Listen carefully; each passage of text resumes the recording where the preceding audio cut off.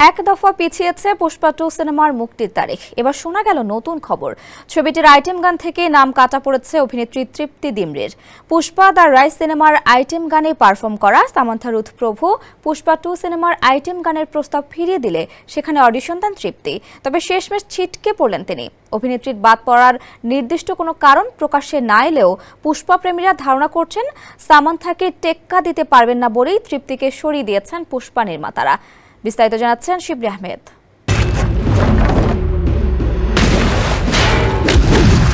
পুষ্পা 2 সিনেমার আইটেম গানে কোমর দোলানোর কথা ছিল এনিমেল ছবিতে অভিনয়ের পর জাতীয় ক্রাশ উপাধি পাওয়া অভিনেত্রী তৃপ্তি ডিমরির। তবে এবার পুষ্পা 2 থেকে নাম কাটা গেল তার।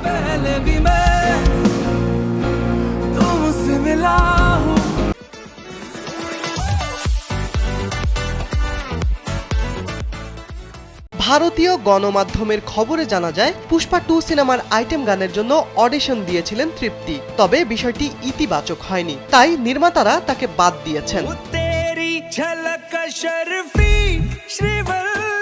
2021 সালে মুক্তি পাওয়া পুষ্পা দ্য রাইজ ছবির ও আভান্তা শিরোনামের আইটেম গানে নজর কেড়েছিলেন সামান্থা রুথ প্রভু। সে বছর সেরার শীর্ষে ছিল গানটি। এরপর দ্বিতীয় পার্টের আইটেম গানে কোমর দোলাতে প্রস্তাব দেওয়া হয় সামান্থাকে, তবে অভিনেত্রী তা ফিরিয়ে দেন। সামান্থা প্রস্তাব ফেরানোর পর পুষ্পা 2 এর আইটেম গানের জন্য বেশ কয়েকজন ভারতীয় নায়িকার নাম আলোচনায় আসে। সেই তালিকায় ছিলেন তৃপ্তি ডিমরি।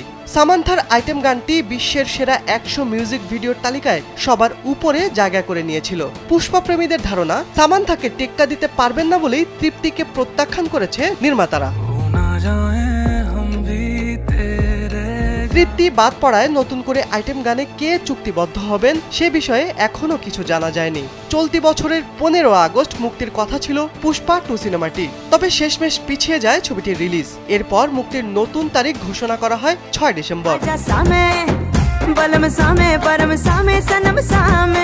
পুষ্পা 2 ছবিতে জুটি বেঁধে পর্দায় আসবেন আল্লু অর্জুন ও রাশমিকা মান্দানা। প্রথমটির চেয়ে দ্বিতীয় ছবিটি বেশি চমকপ্রদ হবে বলে আশ্বাস দিচ্ছেন নির্মাতারা। পুষ্পা 2 এর বাজেটও থাকছে প্রথম কিস্তির তুলনায় দ্বিগুণ।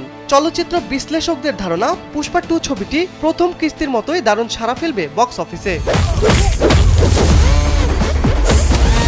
শিবলি আহমেদ, কালবেলা।